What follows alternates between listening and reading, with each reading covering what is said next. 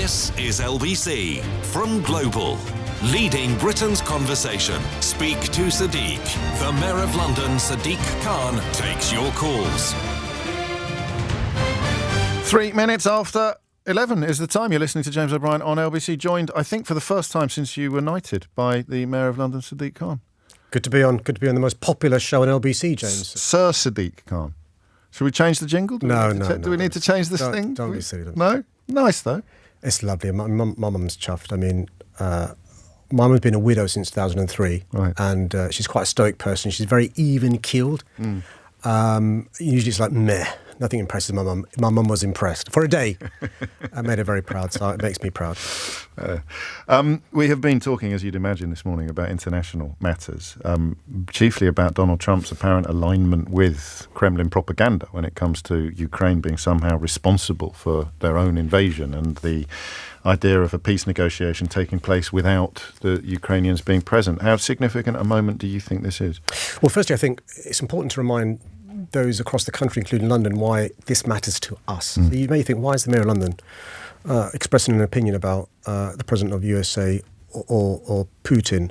The answer is because what happens in Ukraine happens to us, but also we have tens of thousands of Ukrainians who are refugees in our city because of Putin's illegal invasion of Ukraine.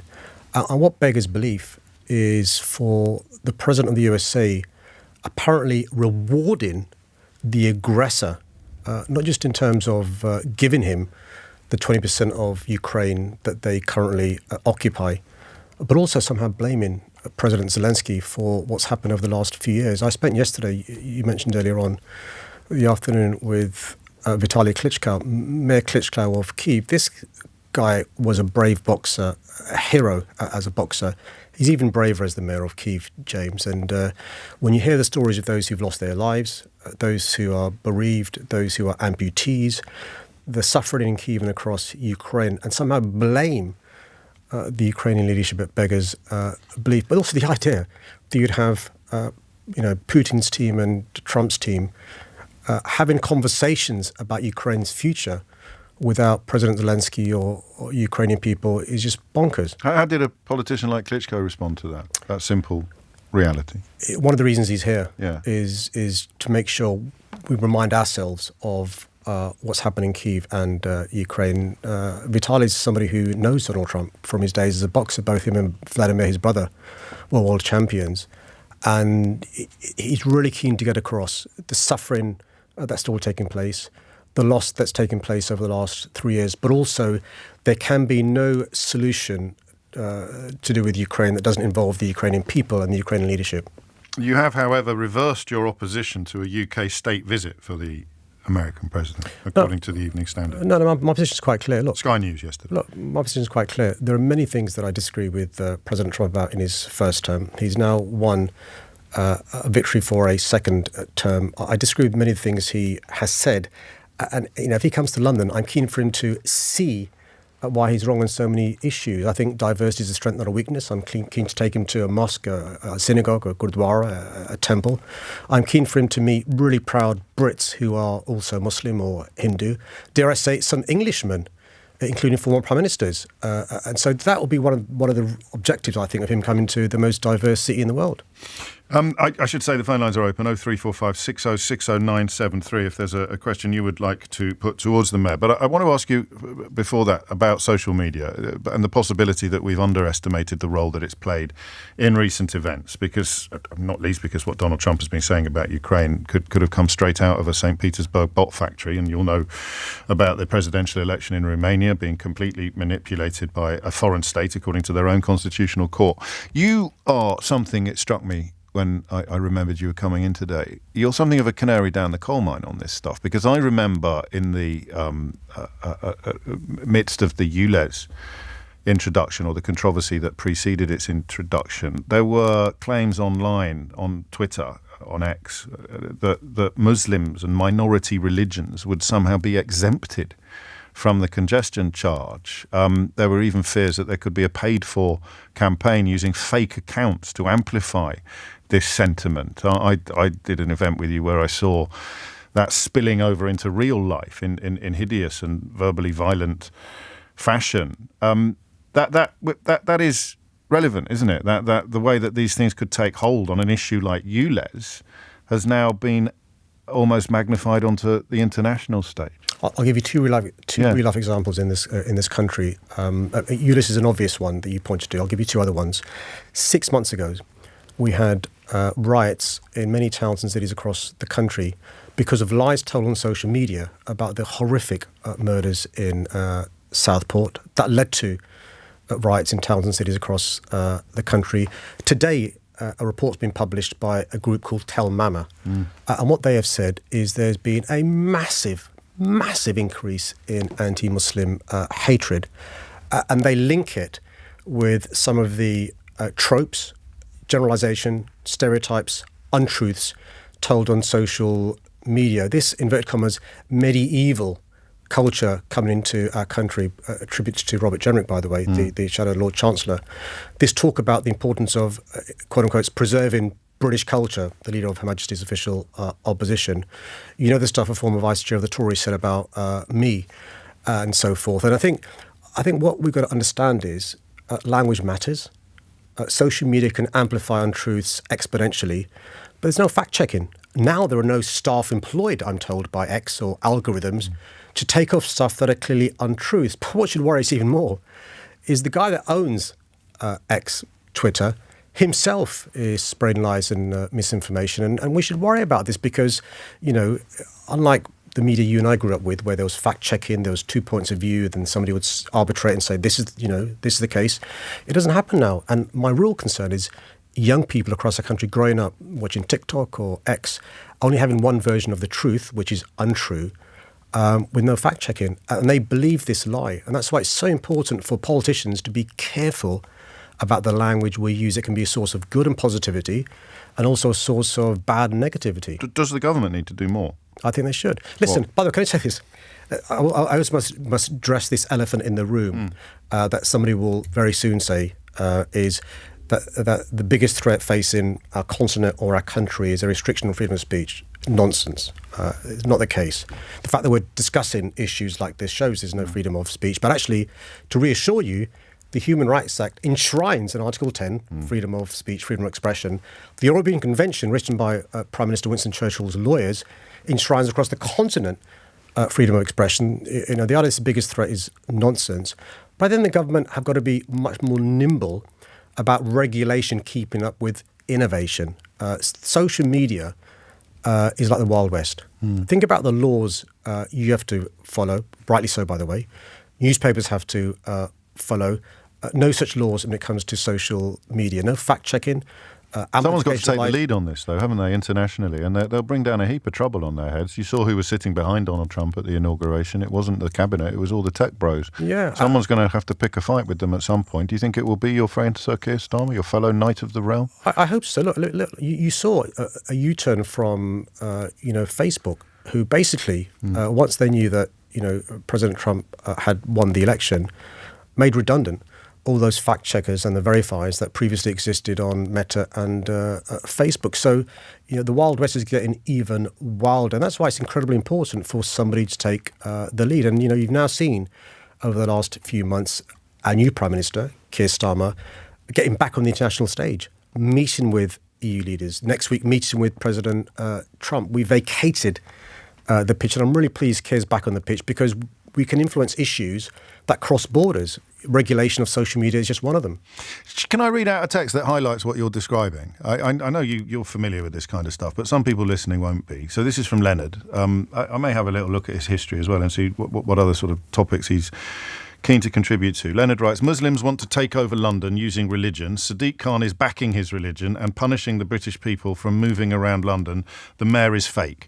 Now, I don't think either of us believe that Leonard has arrived at these conclusions without any influence from the sort of social media that we're talking about. And he's certain enough of his quotes, fact end quotes, to get in touch with a national radio station and to hope to get those words in front of you. That's I mean, to anyone not familiar with this phenomenon, that's absolutely bonkers.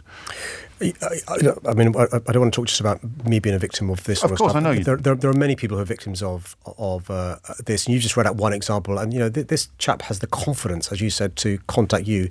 Yeah. Yesterday, there was a case in a criminal court where somebody was found guilty of malicious communication towards Jess Phillips and myself, and the judge said, it was said in court, so I'm not breaching any confidences, that this chap had been radicalised online. And so we've got examples of people being radicalised online, and it should worry the government, and I know it does, and both Yvette Cooper and Keir Starmer take this really seriously. And when Kemi Badenoch talks about Western values being under threat, and Liz Truss says we've got 10 years to save the West, I mean, there's two elements to this question. The first is, actually, have you any idea what she's talking about? And the second is she talking about that kind of thing? Is she appealing to people like that? Well, I suspect the nervousness that Kemi Badenoch has is she's been outflanked within her own party with the likes of Jenrick and so forth. But also she is worried about reform. And what I'd say to Kemi Badenoch in a respectful way is, she's the leader of Her Majesty's official opposition. Her job is to hold the government to account and to show the British public she is a potential government in waiting, not to audition to be Nigel Farage's deputy as leader of the Reform Party. And just to knit all of this together, the email, the utterly deplorable email sent to Jess Phillips in the case that you've just referred to, came one day after Elon Musk went after her on his social media platform. Went after her specifically and personally, dishonestly. This is the point that I'm making quite badly, is there is a link, a direct cause and effect between what people say in social media and criminal acts of threatening violence or violence. And I make this point, 6 months ago, you had places of worship being targeted because the worshippers were Muslim. Yeah. You had hostels being targeted because those inside them were refugees. You had cars being stopped and rioters checking whether the people inside were people of colour or white because they were targeting Muslim. A direct consequence of lies and misinformation on social media. Is that what she's talking about when she talks about Western values? Is she talking about Muslims? The suspicion many of us have is the Muslims are now the other. And the Tel Mama report today, which I've just seen for the first time today, is evidence of the link between that sort of language and, not just anti-Muslim hatred, but crimes being committed. And there is now a heightened fear. There's a heightened fear if you're a Muslim, if you're Jewish, if you're a person of colour, if you're a woman. And just imagine, if you're a young person thinking about a career in politics, if you're a parent or an uncle and auntie with a nephew, niece, child who is a person of colour, a Muslim or Jewish or a woman, you'd think once, twice, 3 times about encouraging them to be, in the public eye. Why? Because they'd have to put up with the stuff that Jess Phillips, myself, I never Diana really put up with. understood this from you before. I mean, I kind of got it, but things have got much, much worse since we first had this conversation.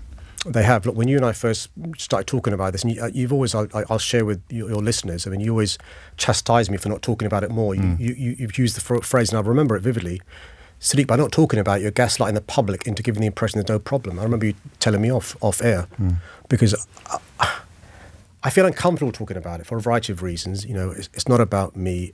I don't want to play the victim card, but also I never want to put off a young person being, a broadcaster like you, or a politician, or a lawyer, or whatever, because we should encourage everyone to have aspiration and ambition. And for every horrible person that you read out, Leonard, there are so many lovely, lovely people on the tube in today.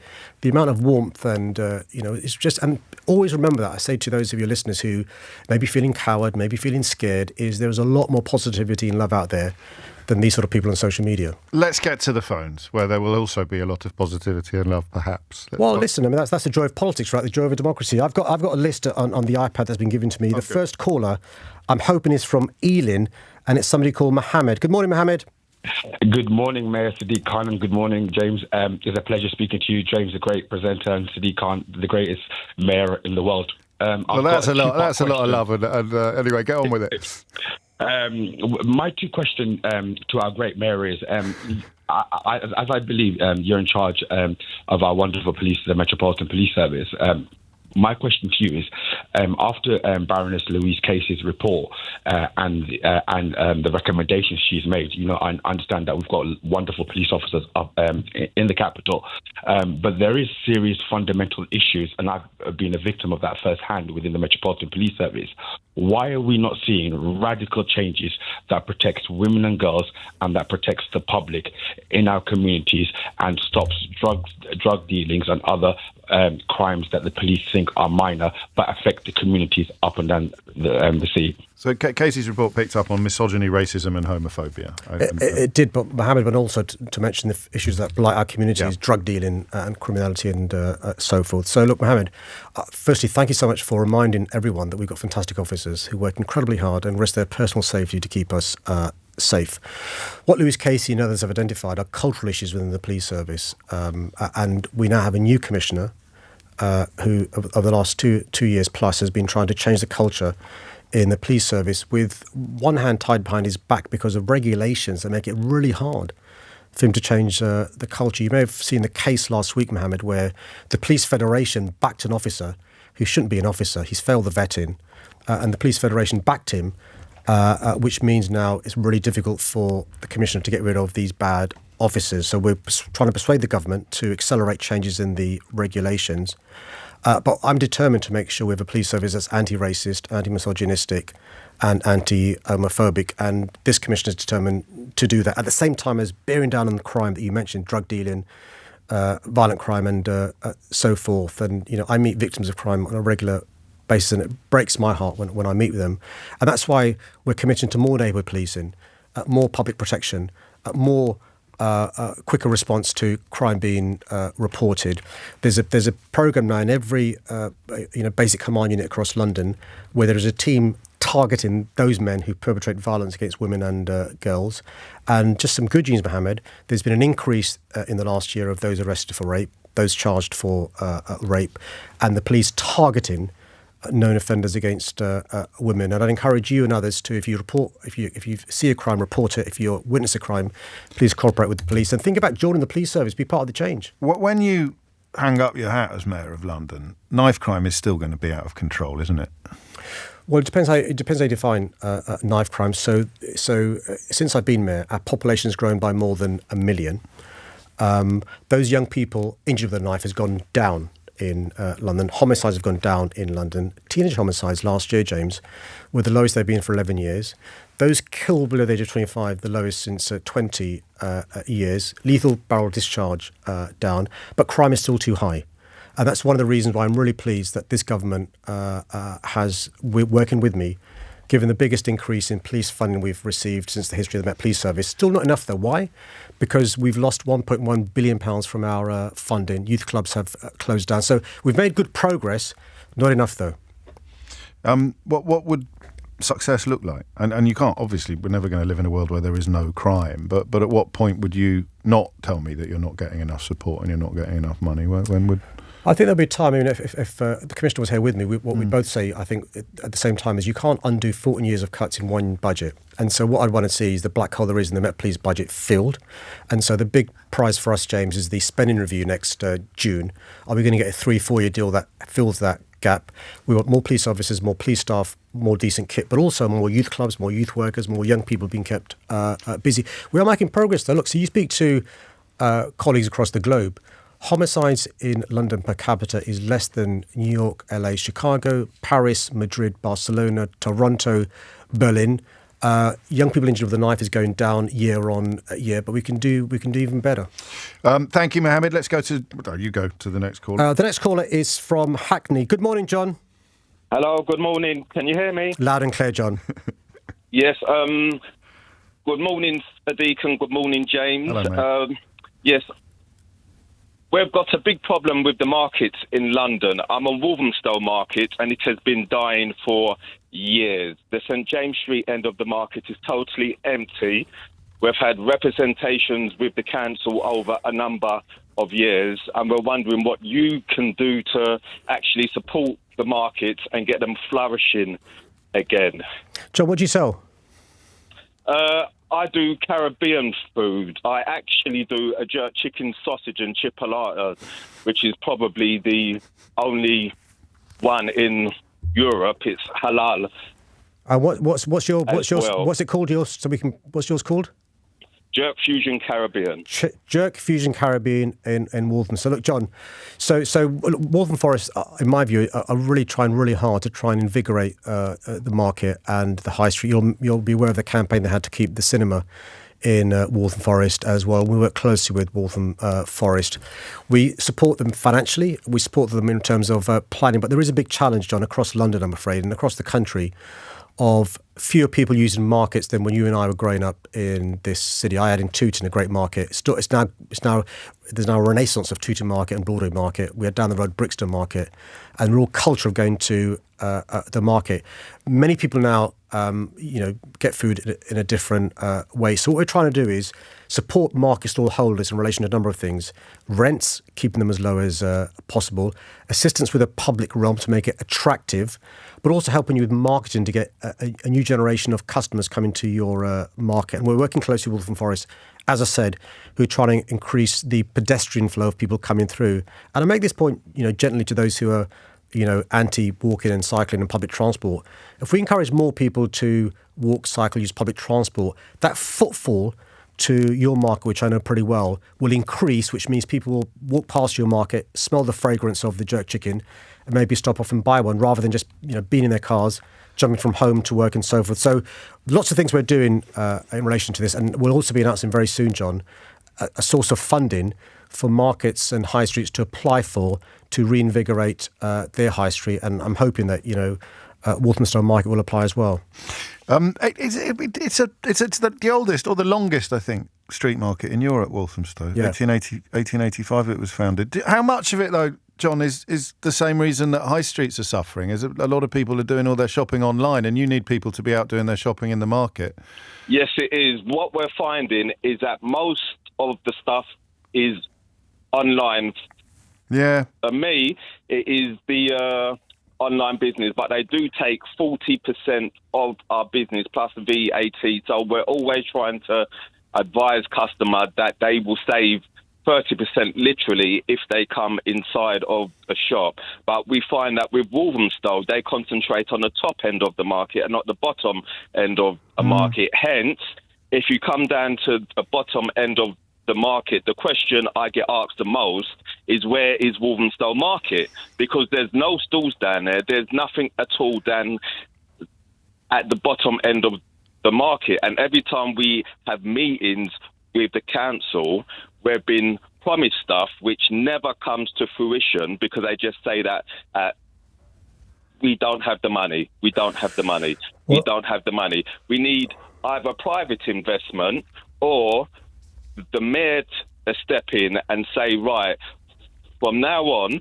the funding that we're going to give you for a market, you don't turn up at these meetings and tell the businesses and the stall holders what you're doing. Because what we've found is that we turn up at the meetings and they're just telling us what they're going to do. And we've told them before that if you're going to do that, you might as well just put it inside of a magazine and give it to us. Stop wasting our time, John, because everything you've done over years has failed. Yeah. John, I mean, you're right in relation to the concerns around online shopping. So the three things people did pretty well during the pandemic, you know this, John, is they did from home, shopping reasonably well, leisure reasonably well, and ordering food reasonably well. So we've got to make the experience of those things better. We've got to increase footfall, which is the prize for you. Once people start walking past your market, you'll get more customers. What I'll do following this call, John, is I'll speak to Waltham Forest about what more we can do in relation to keeping your market vibrant, but actually reversing some of the decline that you're talking about. One of the challenges is, John, to get more people using that high street, walking down it, so they can go and buy some, fruit and veg from the stall next door, go and buy something else from the store next to that, and then smell your jerk chicken and stuff. But let me take this away, because we've got a piece of work which we'll announce pretty soon, supporting high streets, and markets are an integral part of that. The rickshaws have been in the news a bit. Can you not just get rid of them all? Get rid of the rickshaws, the pedicabs. Pedicabs, yeah. So what the government has finally done, and we support the government for doing this is allow TfL to regulate pedicabs. At the moment, it's the Wild West. And so TfL are consulting on regulations around the pedicabs. You'll have heard stories or read stories about Tories being ripped off, about the dangers to cyclists and pedestrians and so forth. So TfL are going to bring out some rules in relation to pedicabs, and that will lead to higher standards of pedicabs. They won't be banned altogether, but those higher standards will lead to those who aren't following the rules not being allowed to have a pedicab. Fair enough. Get some live music down at the markets. I didn't say that Walthamstow was the oldest. I said it was the longest street market. Do you know what the oldest one is? No, what is it? It's the one in Croydon. Surrey Street in Croydon. Okay. I've upset a lot of people. Nothing new there. No, you're not James. The next caller is from not far from John. It's Victoria Park, and it's Paul. Good morning, Paul. Hello, Sir Sadiq, and hello, James. Pleasure to speak to you both. My question is, are you aware of how toxic the area is along London's canals, especially around the Vicky Park area? And have you any plans to clean it up? Since 2012, there's been like thousands of people being forced because of the housing crisis onto living on the narrowboats, but the consequence of that are lots of dirty old non-ULEZ compliant diesel engines being run to generate electricity, and the burning on solid fuel stoves of various coals, pallets and wood. And it's creating a sort of a toxic pollution and bad emissions from the boats. Are you aware of it, or are there any plans to clean it? Paul, thanks for raising a really important issue. And just to remind listeners, the reason why this matters, when you breathe in this toxicity, it leads to a premature life. It leads to asthma, dementia, cancer, heart disease, and a whole host of health issues. So, Paul, I'm afraid. So you're on this, aren't you? You're aware of canals posing a particular problem. It's not just canals, the River Thames as well. It's bad in Brentford. I'd not cropped it before, Paul, but now you come to mention it, you can taste it in the air sometimes. Yeah, well, you're next to an airport as well. That's also true. And so Paul, we are aware of this. So it's just there are particular parts of London where I know it doesn't make sense, but where the mayor's got very little powers. Canals is one of them. The River Thames is another. So we are trying to address the issues, and you've actually identified the issues that we've identified, which is the diesel from the barges, the narrowboats, etc., the stoves as well, and what's used to burn them. So we're doing a number of things, working with those responsible for canals and the River Thames, trying to address this issue.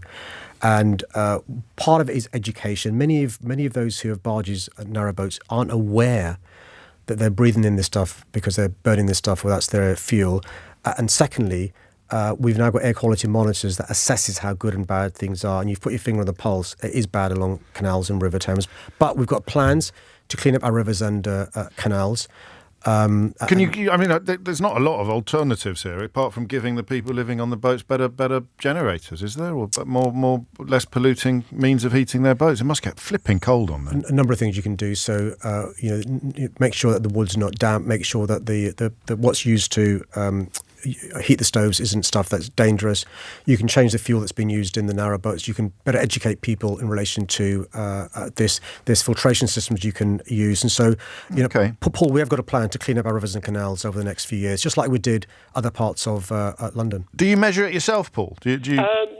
No, but basically I live in a housing association. I've been there for 30 years. Yeah. And, you get the consequences of it, don't you? The smell comes into the house. I mean, there are lots. I've run 40 marathons along the canals over the years. I don't run anymore because the air is so sort of polluted. I've brought this issue up to the Mayor's office, London Tower Hamlets and the CRT, and it's one of those issues that gets booted around like a football.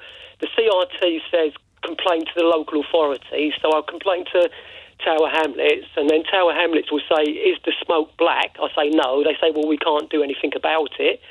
When I contacted the Mayor's office, the Clean Air Department, several years ago, they said that they were unable to do anything because there's some sort of grey legislative area. So the problems can be solved. I mean, I do have some solutions. I mean, there can be people, they can use more solar panels. There are places which are particularly bad. They could do like in other hotspots on the network. They could introduce short-term visitor moorings so that you haven't got a permanent sort of gluck of boats sort of pumping this stuff out. And on those moorings, they could have shoreline power. So, Paul, just to reassure you, listen, although we've got no powers here, we're taking control of the issue. Just to reassure you, we're not. So your experience is not unique, I'm afraid. People have been, moved from pillar to post. We're now taking over this, even though we've got limited direct powers. We've got a huge amount of convening powers, and so this time next year, when we speak, we'll have set out our plans to address this, and we'll make the same progress in relation to cleaning up our rivers as we've made cleaning up our roads and roadsides as well. I promise you. And you come back in a year, Paul, and we'll make. No, I mean it. We'll make sure that's happened. I mean it as well, We'll make Paul. sure that's happened. You mentioned the airport. You are opposed to the third runway, Yeah. and the government is pressing ahead with it. Yeah. I mean, if you were a betting man, which you're not, is it going to be built? Well, look, I don't think so. Let me explain why. I've nothing against the aviation sector, which contributes hugely towards our economy and growth. I've got nothing against Heathrow Airport being a better airport. I do not want it to be a bigger airport with a new runway for a number of reasons. Firstly, I think it's not possible to expand Heathrow in the way they want to do so whilst meeting our climate change commitments. Secondly, that conurbation around Heathrow, your prime example, is the busiest conurbation in Europe. The people affected by noise pollution in Heathrow are more than those affected by Paris Charles de Gaulle, Frankfurt, Munich, Amsterdam put together. The air pollution is awful around Heathrow Airport still, despite the ULEZ being a huge success. Also, you'd have to reroute the busiest motorway in the country, the M25, put it under the tunnel. You've got to reroute the A4, expand capacity of Southern Rail, the Piccadilly line and Elizabeth line. So I think it's really difficult to do all those things. And that's why you asked the question directly, and that's why I think it's difficult. How hard are you going to work to block it? Well, London doesn't know my track record in relation to using all tools at my disposal. Yeah, but that track record hasn't involved a Labour government, has it? Well, this is a good example where, my job as the mayor is to speak up for this great city of ours. There are many, many things upon which I agree with this government. There are some things we disagree, and this is an example of an area that I disagree on. In the past, I've worked on a cross-party basis with councils and others to bring a court case. Let's wait and see what Heathrow's plans are. I think they've got difficult obstacles to overcome, but I will work on a cross-party basis with, like-minded people to do whatever we can to stop what I think will be a really damaging third runway at Heathrow.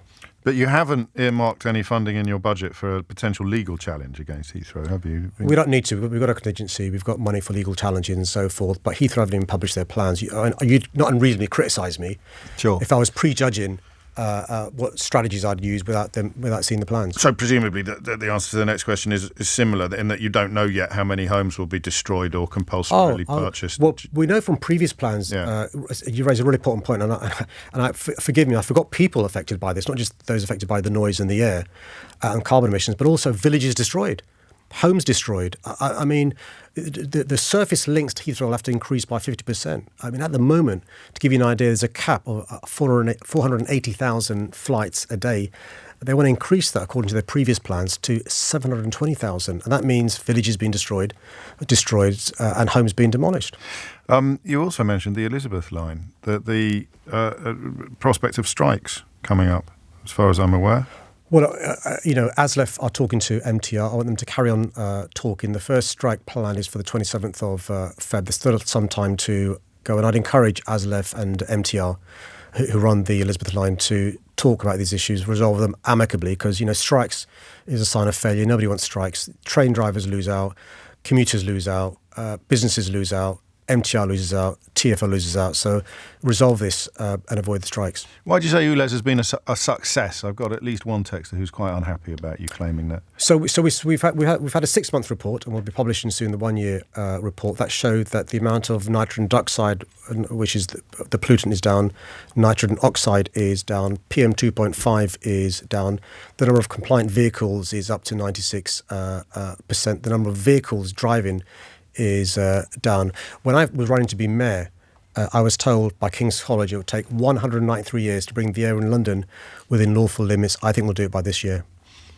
And when will we know? When will that report I'm hoping that the one-year report, there's some fact-checking taking place and peer review stuff, and I'm hoping it'll be published next month. I guess the other bit I was going to ask you about was whether or not knocking down homes at Heathrow somehow contradicts the government's professed desire to build more homes. But as you say, it's a bit of a wait-and-see pie, isn't it, the Heathrow proposal? Well, I think you have two conflicting views. One is that you want growth, and I do want growth. But secondly, I think that runway at Heathrow is a bad idea, and I think it's a bad idea. For a variety of reasons. I think what the Climate Change Committee have set out, and it's a really well-respected committee, is, if you're going to expand aviation capacity, you've got to make sure you can meet your climate change commitments. And that's the challenge that I set at Heathrow, and let's wait and see what they come up with. And finally, you have broken the line again on Brexit, haven't you? Earlier this week, telling EU diplomats that Brexit was a mistake and pointing out that we need stronger ties with the bloc if we wanted to resist Donald Trump's tariff threats. I think do you get told off for this? Does Starmer ring you up and say, "Oi, shut up about Brexit"? We're all maintaining a period of silence on that. Well, if he did that, he'd be proving J.D. Vance right, that there's no freedom of speech in this country. but thankfully... I don't think that's what the Vice President of the United States was talking about. But thankfully there is. But look, here's a serious point, which is I think we've got to recognise the disaster that Brexit has been. I think it's the biggest act of economic self-harm any country's ever done. It's happened now, but the really good news is we have a new government who has said they want to reset relations with Europe. And my view is you reset relations by not further divergence, by closer alignment. I'm somebody who believes passionately about my attitudes around Europe being formed by having mates who are originally from Portugal or Spain or Italy and so forth. And one of the reasons why I'm pushing for a youth mobility scheme is not simply to allow Brits to go to Europe and work, but those who are below the age of 35 to come here and work, because they will come here for a short period of time, won't rely on public services, contribute towards our economy, but also fall in love with our city and our country. So when they go back and become chief executives and investors, they've got a soft spot for our country. That's why I'm hoping that the new relationship with the EU, yes, still outside the EU, will involve a youth mobility scheme. Which they've ruled out for now. You think that's a negotiating tactic? Oh, listen, I've not discussed with Keir Starmer and the team what the negotiating tactics because it are. would affect London more than anywhere else in the country, wouldn't it? Which is why I'm speaking up for this issue. I also think, by the way, we should make it easier for school children from Europe to come to the UK. Really hard now because you need a passport, and lots of European children haven't got passports. And these cultural experiences are really important.